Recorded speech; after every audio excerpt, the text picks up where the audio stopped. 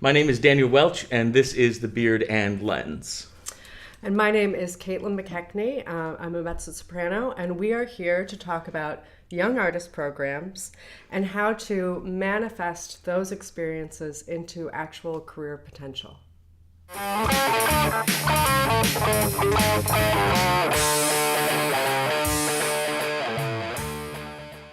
Okay, so why is it important to discuss young artist programs, this transition from being a student to being a professional?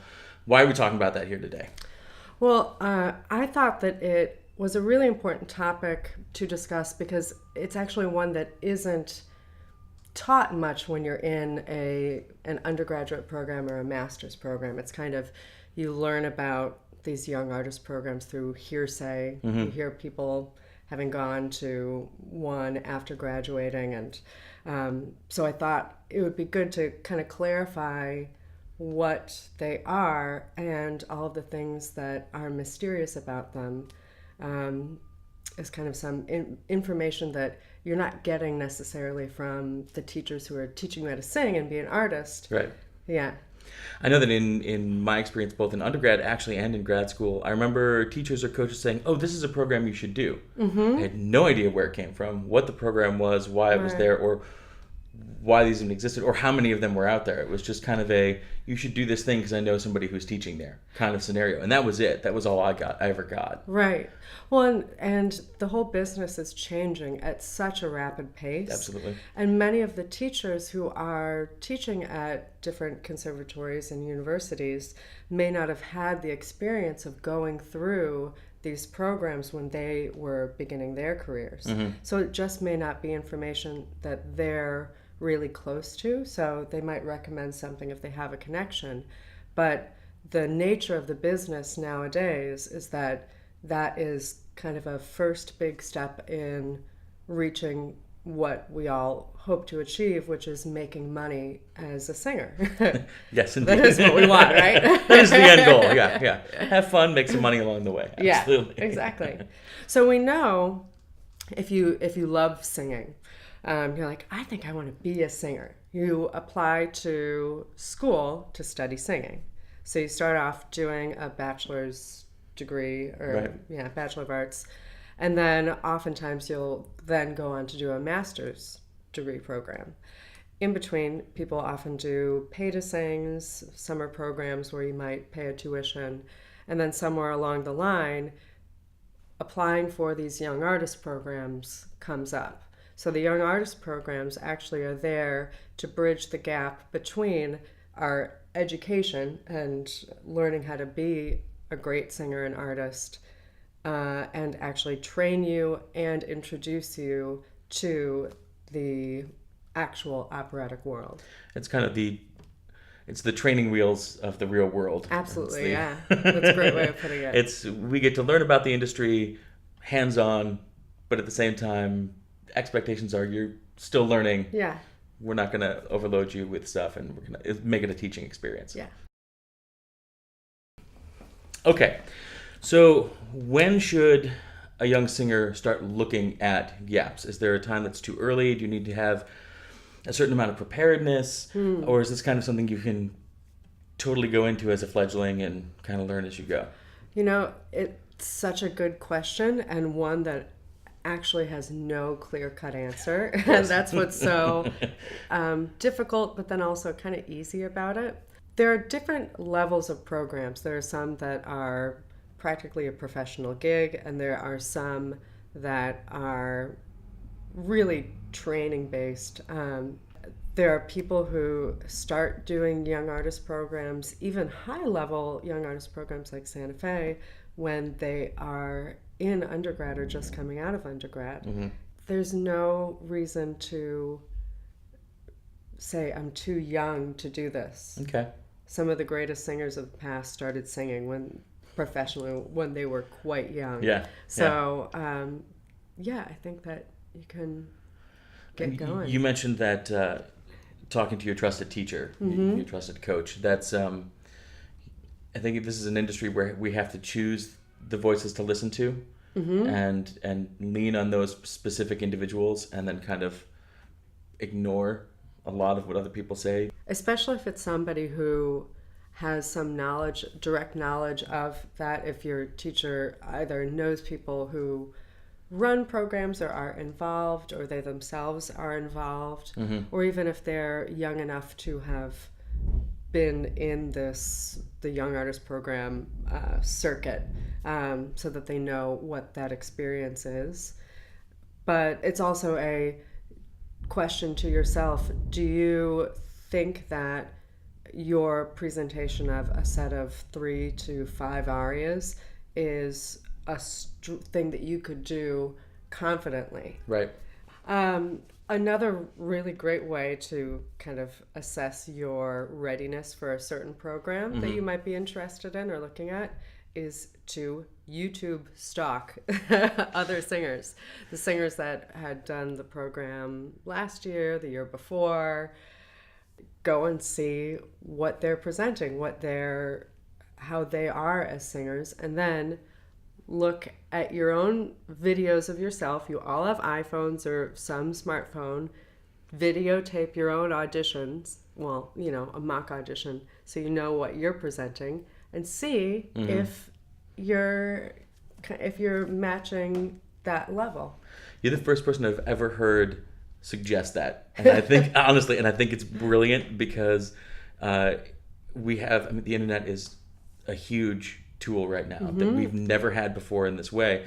And back when I was in undergrad at 99 to 2003, that wasn't an option. Yeah, not even close. The first yap that I sang for was while I was an undergrad, and I had no clue of the caliber of who was going to be there, what it was going to be like. And of course, when I got there, it was a massive array, but some programs are not like that. Some programs are, everybody's right here. And it's a brilliant idea. YouTube stock. Do it. Using my notes. Use the notes. I've got no problem with notes. We should all really be taking notes. So for the notes, pros and cons. Yes. What are the pluses to doing a Young Artist Program? Well, there are so many. I mean, it's like we've said, it's a really great step, and there are many reasons why. One of the big ones is you actually get main stage roles oftentimes at real opera companies. So these are resume line credits beyond your university school resume line. So that's really cool.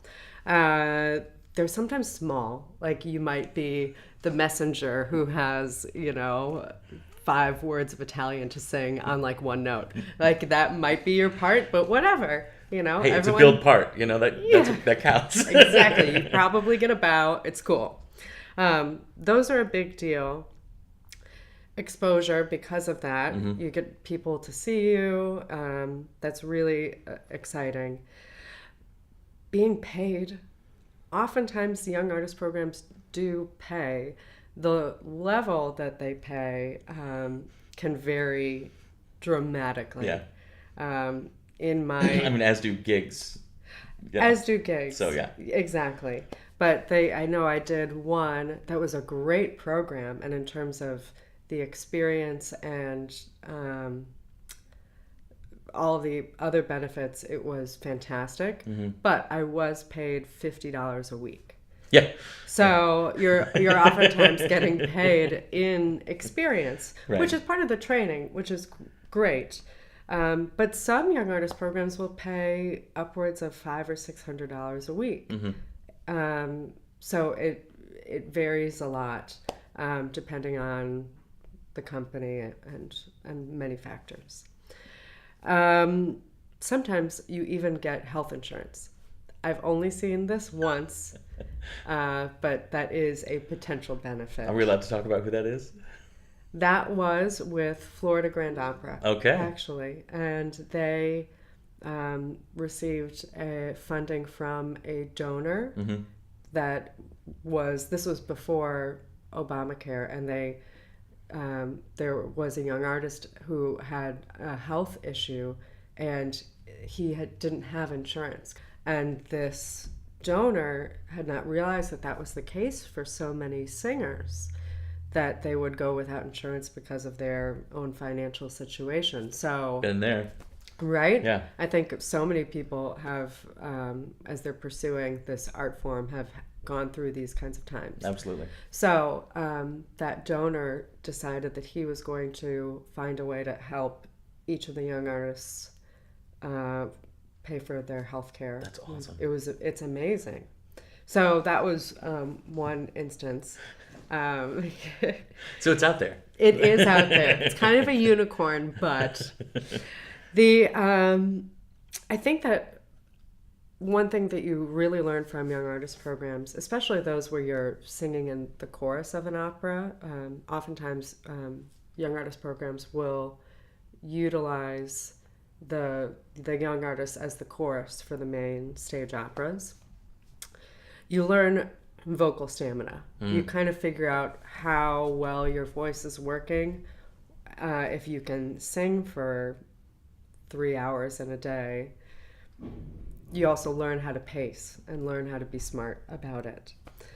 So that's a combo benefit and pro and con. Yeah. Because it is something that is faced. Right. You have to sing a lot, probably more than you're used to in school, per se.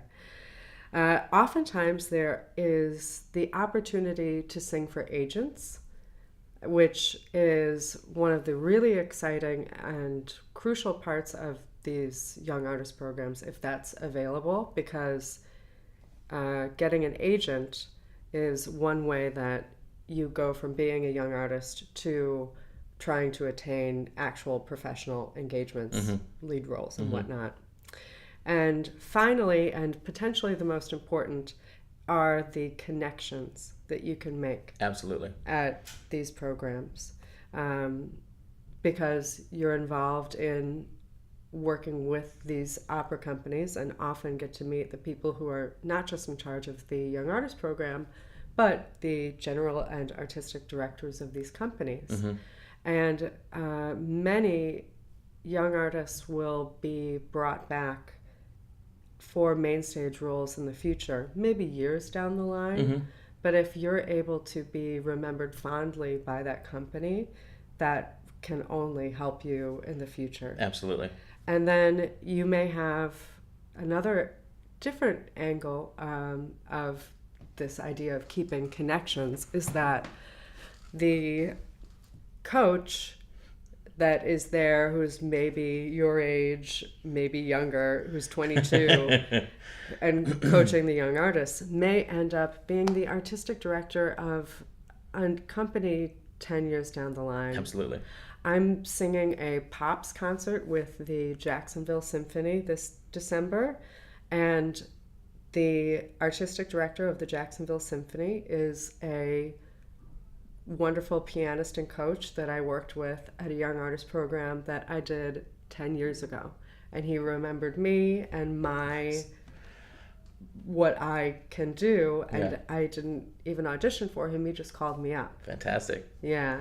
So connections, that actually might be my number one pro. And also during the summer, if you're doing a summer program, there's a lot of big players from big houses and companies that do some relatively small yaps that you would never guess. Oh, you're connected to this company, or you do this, and it seems like kind of, if you're doing a yap, you're like, oh, it's a small thing, it's not that big of a deal.